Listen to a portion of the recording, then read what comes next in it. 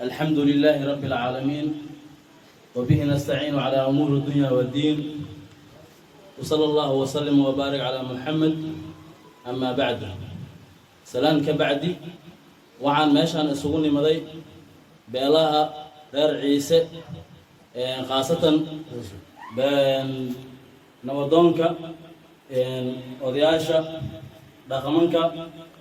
kulli waxaan meeshaan u wada kulansannahay wax xaq iyo xaquuq aynu leenahay anaga oo aan u doodayno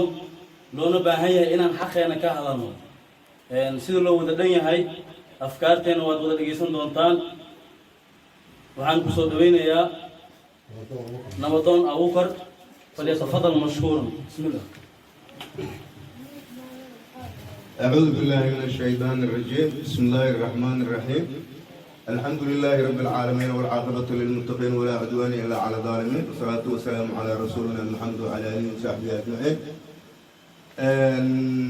halkani waxaa isugu yimid beelweynta reer ciise degan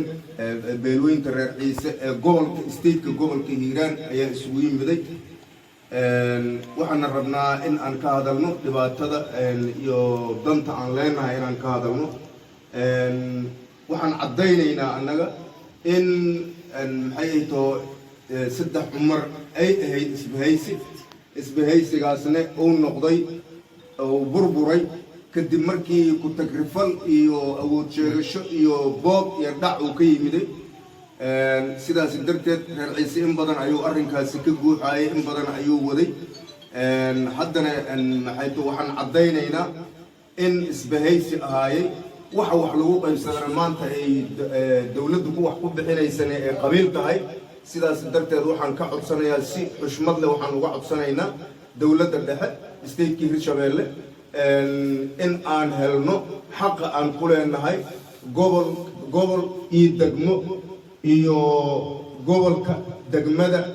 iyo stateka wax allaala wixii xuquuq aan ku leenahay ayaan u baahannahay inaan helno waxaan caddaynaynaa in aan gobolka ku dulmannahay gobolka stateka Hirshabeelle aan ku dulmannahay sidaas darteed waxaan mar labaad si xushmad la uga codsanaynaa dawladda dhexe maamulka stateka Hirshabeelle waxaan uga codsanaynaa in beelweynta reer ciise ee degan stateka Hirshabeelle ay ka hesho xuquuqda ay leedahay ay ka hesho stateka Hirshabeelle ka hesho dawladda dhexe wasalaamu calaykum waraxmatullaahi wabarakaatu.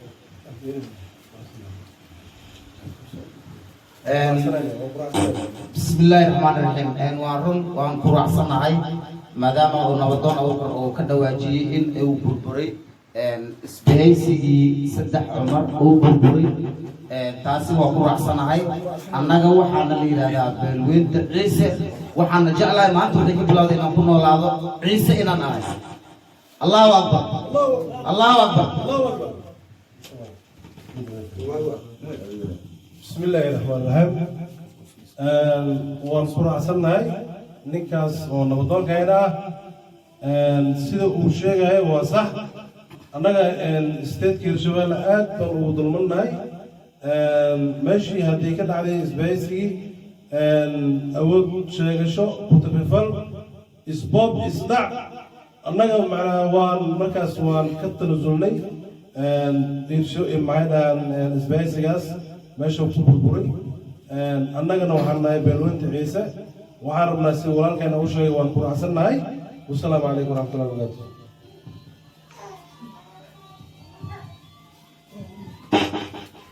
بسم الله الرحمن الرحيم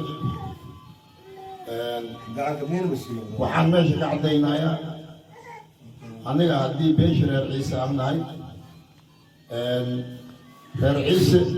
isbahaysi ayuu awal u ahay saddex cumaroo isbahaysi ayuu ahaa isbahaysigiina dadba aqoonta ugu joogsaday stateka Hirshabeelle hoos baan ugu naalaa isbahaysiga waa burburay qaybta reer ciise waxaan rabnaa maadaama xaquuqdii naga maqneed inaan si toos ah gobol iyo degmo madaxtooyada inayna fiiriso erigayna ay fiiriso wax saddex cumar ma jiraan waxna matalana ma jiraan waxna matali kara male beelweynta ciise ka soo walaan dhagax dheer ka soo bilaab ilaa beled weyne intana ilaa xamar ilaa balcad ku geey isteedka dhulkan ugu naalaanay xaquuqda inaan rabnaa xaquuqda inaan ka helnaa rabnaa wasalaamu calaykum waraxmatullahi wabarakaatu cidna ma tari kartana ma jirto بسم الله الرحمن الرحيم الحمد لله رب العالمين ثم الصلاة والسلام على رسول الله صلى الله عليه وسلم أما بعد قال الله تبارك وتعالى يا أيها الذين آمنوا اتقوا الله حق تقاته ولا تموتن إلا وأنتم مسلمون إخواني أولا السلام عليكم ورحمة الله وبركاته سلام كثير halkan waxaa soo yeelay awooddateena ah iyo xaqayna iyo magacayni oo lagu tuntay oo aan yacni magacayni magacaan ahayn lagu sheegayo sidaa darteeda maanta u kulanay inaan ogeysiino dadweynaha basha Soomaaliya beelweynta Soomaaliya dal iyo dibid meel alla meeshay joogto Soomaali weyn inaan ogeysiino inaan anaga beelweynta ciise oo aanan saddex marow aanan ahayn saddex marow isbahaysi ayuu ahaa isbahaysi looga gudbaayo jaro ahaa oo looga gudbaayo yacni caqabad markaas taageer waxaana dhisay isbahaysigaas waxaa sameeyey rag ayaa sameeyey raggiina way baaba'een maantana waxaan u sheegaynaa Soomaali weyn raggii sameeyey maa rag kaleeto inay burbureen magacaas saddex marow midda kaleeto shareecada islaamka ilaahi subxaanahu watacaala wuxuu leeyahay udcuuhum liaabaa'ihim huwa aqsadu cinda allaahi fain lam taclamuu aabaa'ahum fa ikhwaanukum fi ddiin nin saxaabi ahaa oo nabiga calayhi salaatu wasalaam loogu maanaysi jiray loogu magacaabi jiray ayaa aayaddaa ku soo degatay markiina aayaddaa soo degatay nabiga calayhi salaatu wasalaam wuxuu amar bixiyey saxaabada ku bixiyey ilaahay markuu amarkaan uu soo bixiyey udcuuhum liaabaa'ihim markuu yidhi aabbayaalkood ugu yeera qof aan yacni aabbahan ninkan qof aanan dhalin ha ugu yeerina markii ilaahay sidaas uu yidhi nabiga calayhi salaatu wasalaam wuxuu amray ninkii asiga lagu naanaysi jiro oo lagu magacaabi jiray zayd bin thaabit oo ayaan jeclahay oo lagu magacaabi jiray zayd bin maxamed la dhihi jiray in magaca laga bedelay anaga la xognahay jiri saddex cumru markaan idinka sheekayo markii hore waxay ahayd jamhuuriyaddii ay ahayd ilaahay kuma samadiida arrinkaasaan isku raacsannahay oo yacni nabadoonnada ay sheegtay wasalaamu calaykum waraxmatullaahi wabarakaatu bugcaba dhallinyareeda kale la tuso sidaasuu dhaqan kusoo ceshoomi karaa hadda canuga jallaqsi ka dhalanayo iyo kan aniga omaad ama afgoy aan ku dhalay maba is yaqaaninba annayaaba is aqaanin mugta marka waaye anoo warka ku dheeraanaya asalaamu calaykum waraxmatullaahi wabarakaatuh anigu waxaa la yidhahdaa cabdikariim abuukar aadan waxaan ahay nin reer ciise ah reer ciise ma aha mid oo hadda oo la sheeganaa ma aha waa mid aad u weyn oo ku weyn adduunka ku weyn waaye markaad adigoo magacaad reer ciise ah aad sheegatid macnaha odi kale aad sheegatid xadiiska oo macnaha xadiis oo dhigaha jiro haddii aad sheegatid odi kale aan ahayn haddaad sheegatid cadaawa ku mutaysanay marka anigoo reer ciise ah markaan iraahdo aniga saddex cumaraan ahay kidaan aan iraahdo dembiyaan ku jiraa marka aan raacon taxgeliyo xadiiska oo macnaha oo khuseeyo macnaha nidaamkaas anigoo reer ciise ah leh cambahaas leh webigaas leh dadnimadaas leh oo meel kasta oo macnaha Soomaaliya ka joogo macnaha arrada Soomaaliya joogo marka aan sheegto nidaam kaleento oo dad kaleento ah oo macnaha warkeyga aan ku lifaaqo oo magacayga reer ciise oo jeebka aan geliyo wax waaye waa mid oo macnaha laga fiican yahay reer ciisow waxaa tahay aabbihii waddankaa tahay aabbihii dalkaa tahay aabbihii jareerweynaa tahay reer ciise ma aha mid jajab ah ma aha mid oo macnaha la aduudi oo meel lagu sameey ma aha waa sagaal oday waaye sagaalkaas oday oo reer ciise waa sagaal isku xiran oo bah iyo boqor leh marka inaan macnaha annaka aan samayno hebelaan nahay iyo hebelaan nahay aan idhaahno oo magaceennii ciise uu noqdo mid macnaha nooc kaleeta uu noqdo waxaan macnaha dembi ka galnay xadiisyadii iyo barnaamijyadii aan ka galnay anigoo ciise ah markaan qof kale aan sheegto waxa waaye cadaabaan mutaysanaa intaan cadaabkaas aanan mutaysanin magaceyga ciisaa la yidhaahdaa cabdikariim abuukar aadan yaasiin daarood cismaan idriis maxamed xasan ilaa 15 ciise cismaan cali ciisa la yidhahdaa cismaan cali ciisaan ahay cismaan cali ciisaan ahay dhagayl ciisaa jiro bagaad cali ciisaa jiro waa 9 bahood waay markaan macnaha aan ka soo gaabiyo maadaama arrintan oo macnaha ay kiis ay igu tahay aan rabo macnaha geeda waadax in laga dhigo oo barnaamijkan iyadoo weyn la sameeyo dadka i maqlayo ama araggayga arkayo waxaan rabaa in ay macnaha ay ka faa'iidaystaan mar labaad iyo mar saddexaadba waa ku soo noqonayaa macnaha khadka waa soo gelayaa waxaan rabaa ciise magacaas ciise waa 4 xaraf ciise waxaan rabaa marka saddexdaas afartaas xaraf inuu yahay mid aad u weyn uu yahay marka magacaas nin alla ninka yar ninka weyn haweenka dhalinyarada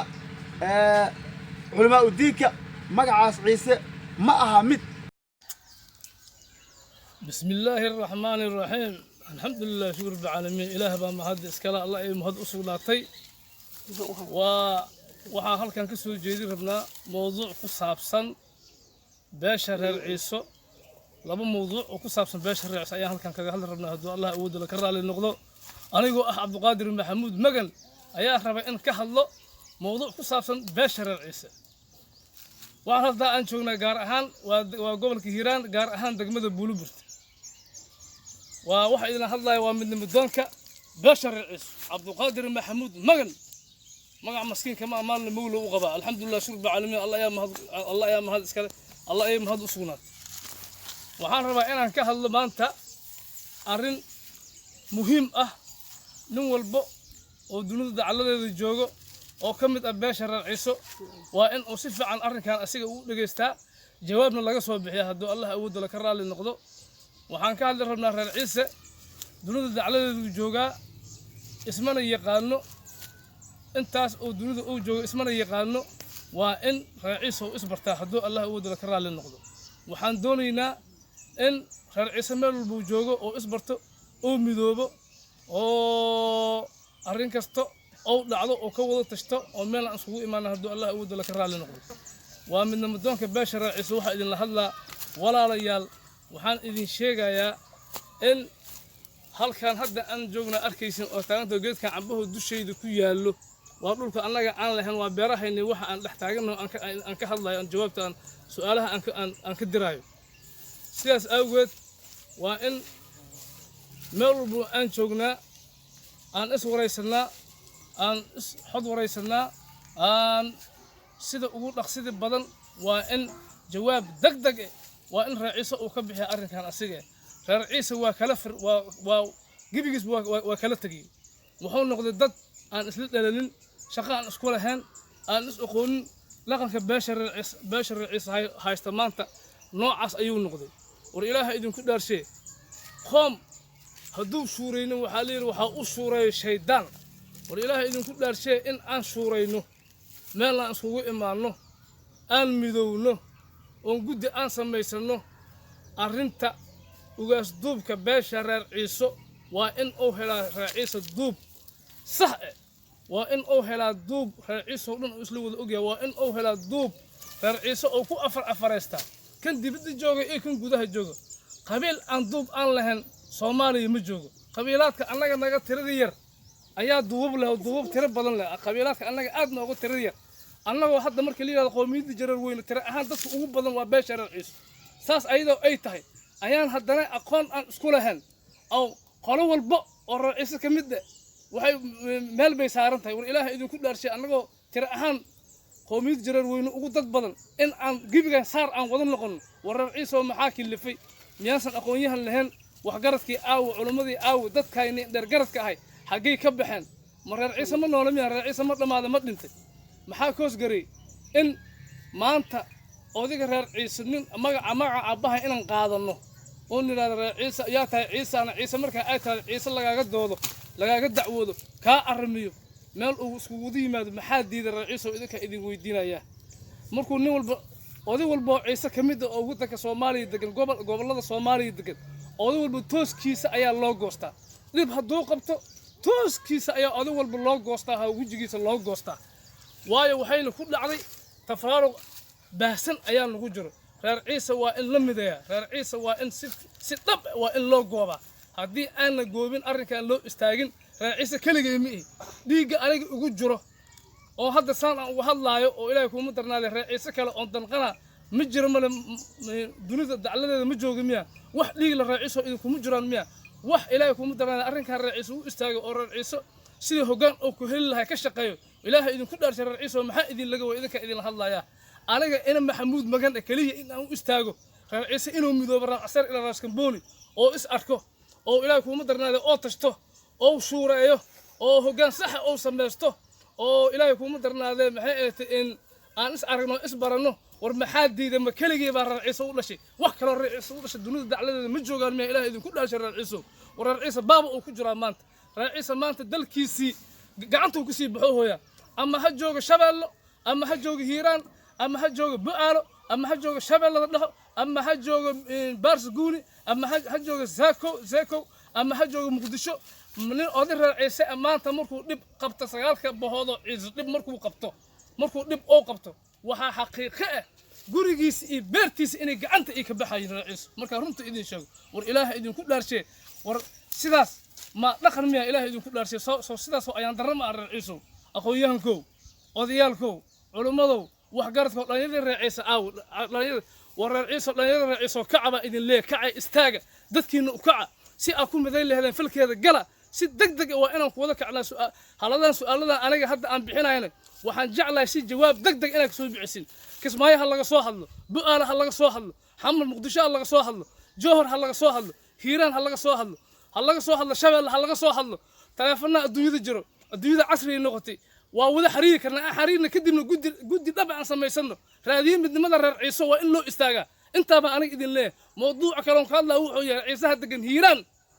عيسى هدقن هيران موضوع كلام إذن شجع وحوي عيسى هدقن هيران والله وبالله والله إلهي وحكوي مله أنا عيسى بقى الله وحال ليلى عبد القادر محمود مجر مهدي ميدان بادل دولي إدريس هذا محاد علي عيسى ما فهمتن أنا الما علي عيسى أو تجاك التراء عن لقى بدن waxaa idin sheegaya qoomiyadda degan hiiraan oo ciise ku abtirsanayso maanta wixii ka dambeeyay horena waa loo sheegay in ay dallad dambe ay ka mid noqon doonaan hadduu alla yidhaha wax dallad eh oon hoostegi doono oo ilaahay abuurta ma jirto magac aan bahayn ayaan qaadanaynaa magac kale oon qaadanayn oo ilaahay abuurta ma jiro wax saddex cumar la yidhaahdo oo ilaahay abuurta aan naqaana ma jirto saddex cumar aniga ima dhalin mana ku abtirsanayo ma garateen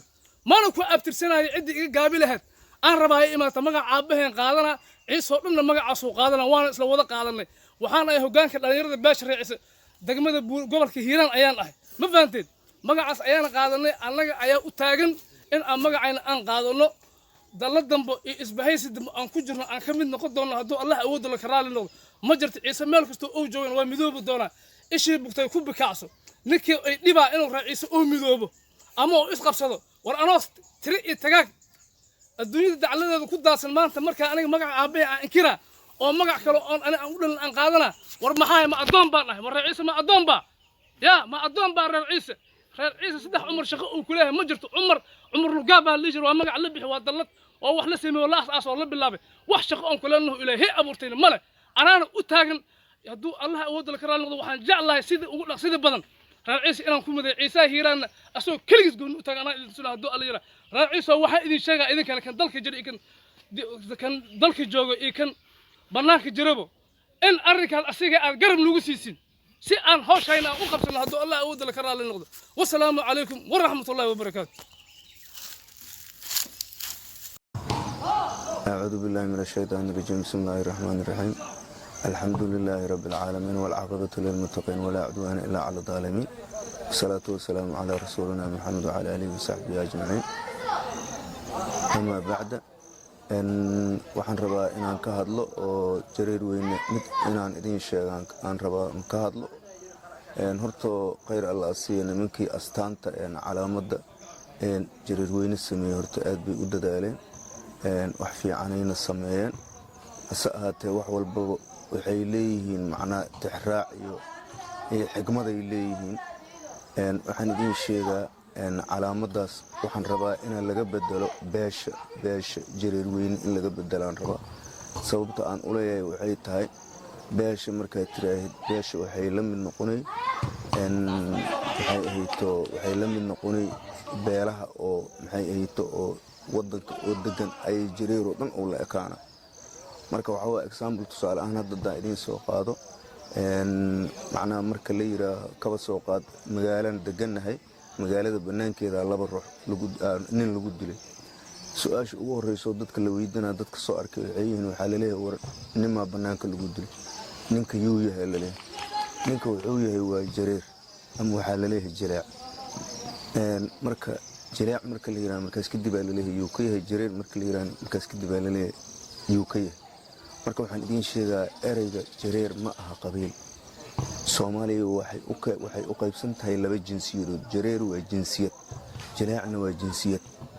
marka sidaas horta saas u fahma in Soomaaliya labadaas u qaybsan tahay jareer iyo jilaac u qaybsan tahay sidaas darteed waxaan idin kula dardaarmaa oo waliba aad idin ku adkayna oo waliba nimanka professorada iyo nimanka culimada iyo nimanka aqoon-yahanada